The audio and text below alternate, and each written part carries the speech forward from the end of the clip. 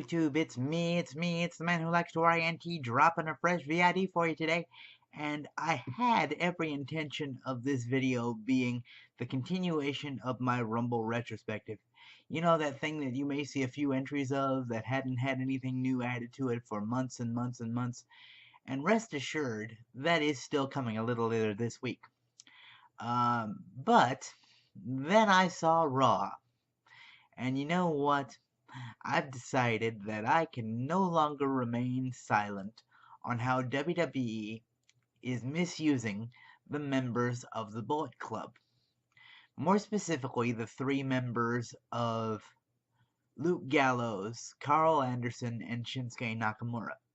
You may say they're misusing Finn Balor right now, and they are, but I'm willing to forgive it for the time being, as it is for the purpose of setting up Kane as this destructive monster again and setting up his rivalry with Braun Strowman.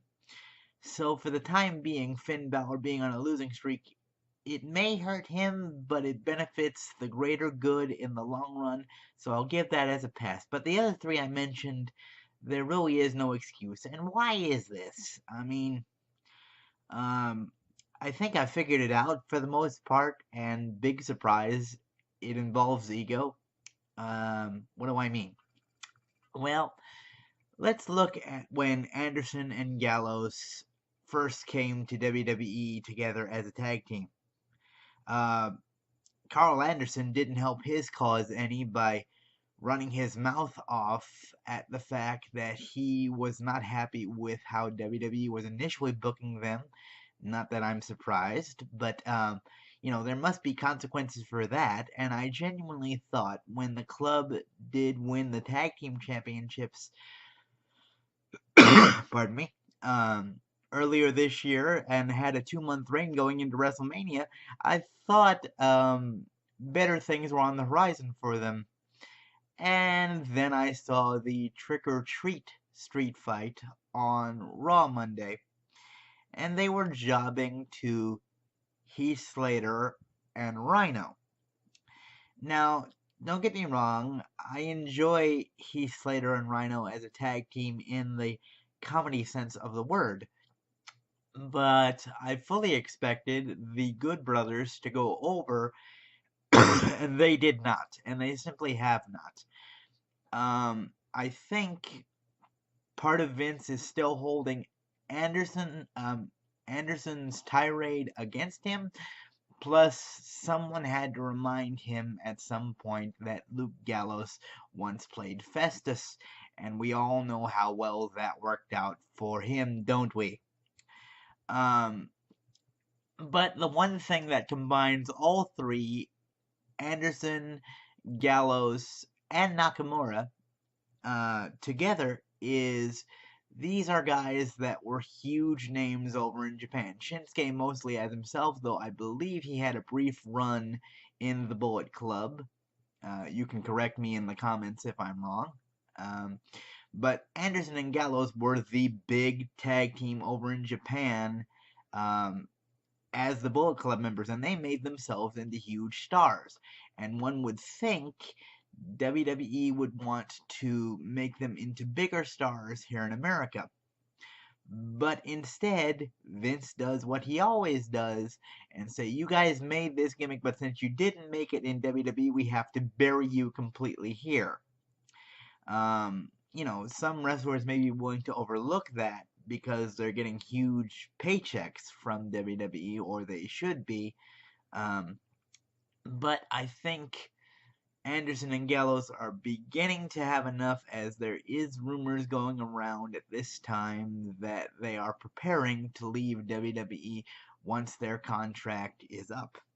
And who knows, Finn may decide to go back to Japan with his brothers, although since Finn was made into a new character in WWE and not simply known as Prince Devitt as he was over in Japan, he stands a better case of making it, especially given how over he is with the fans. For Shinsuke, one would think that all Vince would have to do to understand how to use him properly is watch NXT. Now, I know NXT is Triple H's baby, and Vince wants to give him full autonomy in regards to that brand, and it works. But since this is a product that is produced under the WWE umbrella, one would think Vince would take interest in this point. And everybody rags on Shinsuke's ability to cut promos. Now, I understand he doesn't speak the best of English, and sometimes that does make him a little hard to understand, but it has never been so bad that I literally thought about turning on subtitles on my TV. I've always been able to get the point that Shinsuke was trying to get across. Nonetheless, you should not be having this man as a top promo. He is called the King of Strong Style for a reason. He goes in, he has these incredibly fast paced and hard hitting matches, eventually beats his opponent, or at least competes with his opponent to a degree that neither man is hurt by a win or a loss. And they haven't done that. They've tried to turn him into this rock star thing, which I get. The old adage is you need to take that which has made your character over and crank it up to 11. And I will admit that Shinsuke's dancing and his rock star style has gotten him over to a point, but people know him because of his ability to be a striker in the ring. And the fact that Vince continually ignores this by having him focus on dancing and talking with the fans instead of putting on the matches that we know he's capable of if we've watched any of his time in NXT. Vince, I'm looking at you for that one. You know what he can do. Now it's just a matter of having him go and do it. The fact that he's lost to Jinder Mahal in 2 attempts really hurts Shinsuke at this point because of how over he is with the fans. Now, I will give credit to Jinder in that he is perhaps the best callback to the old-timey heel that we've had in a long time. But I think it's obvious that him as champion is not working.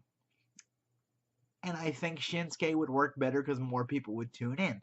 But you have to give him a 5-star match. And by the way, giving him a 5-star match in the title means you're also giving Jinder a 5-star match, which puts both guys on a higher plane, which is what you want in the long run, isn't it, Vince? But, it's not the first time we've seen Vince McMahon bury wrestling talent, is it? You could look at Sting, you could look at everybody who came over initially from WCW who wanted to get back in the ring as quick as possible after that company was bought out in 2001. And look what Vince did to them. Buried them in for a long time and wanted to see how many would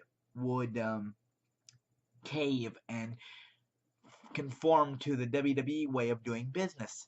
And while that is still a thing that WWE can do, because it is the biggest game in town and it is the place where anyone who gets into the professional wrestling business does end up aspiring to go, we aren't looking at a place where WWE is the only game in town. At any point, Anderson, Gallows, Balor, and Nakamura could decide to go back to Japan, and they would be able to pick up right where they left off there, and go not have a problem. But the fact that you work so hard to find these guys and sign them, and I get the fact that Japan not letting you use the name Bullet Club for your faction might have hampered things at least a little bit. But you found a way around it when you just called them the club. And unfortunately, the club has been turned into nothing but jobbers, with the exception of AJ Styles. Yeah, almost forgot to mention AJ Styles. People would say, well, he did really well. He had a great first year, world champion, U.S. champion, and all these things are true. But what has he done lately? The only reason he's still even sniffing around the main event picture is because he's so good that WWE can't forget about him, and the fans will not allow WWE to forget about AJ Styles. So he's going to end up being fine, trust me. I'm more concerned about these guys because with every week, I see them losing more and more traction. And it's terrible because I don't know about you guys. Uh, when I first heard WWE signed a vast majority of the talent that composed the Bullet Club in Japan, I was thrilled. I was ready. I'm like, yes, I want to see these guys because, I mean, Gallows has gotten so much better from his time as Festus. Anderson is a fantastic wrestler. Finn has proven himself over and over and over again. You can go anywhere you want on the internet just about and search for Shinsuke Nakamura and see quality matches again and again and again.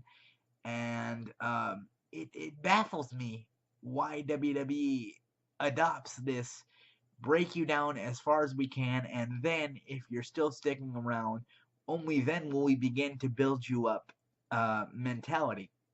It's it's an old school way of doing things because you have to make sure these boys are capable of doing business the way you want to, but it doesn't have to be a way for WWE to conduct itself in this modern era. Um, I want to hear from my fan base a little bit. I'd like to hear how you would, if I gave you full control of WWE, how you would begin to book the the club in general to get them all over in the higher plane. Please post down in the comment section below. Um, what are your thoughts on the Bullet Club? Do you think they should go back to Japan? Uh, do you think they could go to a promotion like Impact or maybe Combat Zone Wrestling or one of the other independent promotions out there and make themselves into a bigger name uh, and get better pay? Who knows? We might even see them in Lucha Underground if they're willing to spend the kind of money. Anyway, uh, thank you guys for watching. Ranter's going to get off the soapbox. If you like this video, click that thumbs up. It really helps. If you don't want to miss a video by the Wrestling Ranter, click that subscribe button. Click the little bell and make sure your notifications are turned on for your device of choice. Thanks for watching. Ranter off the soapbox. Catch you guys later. Bye-bye.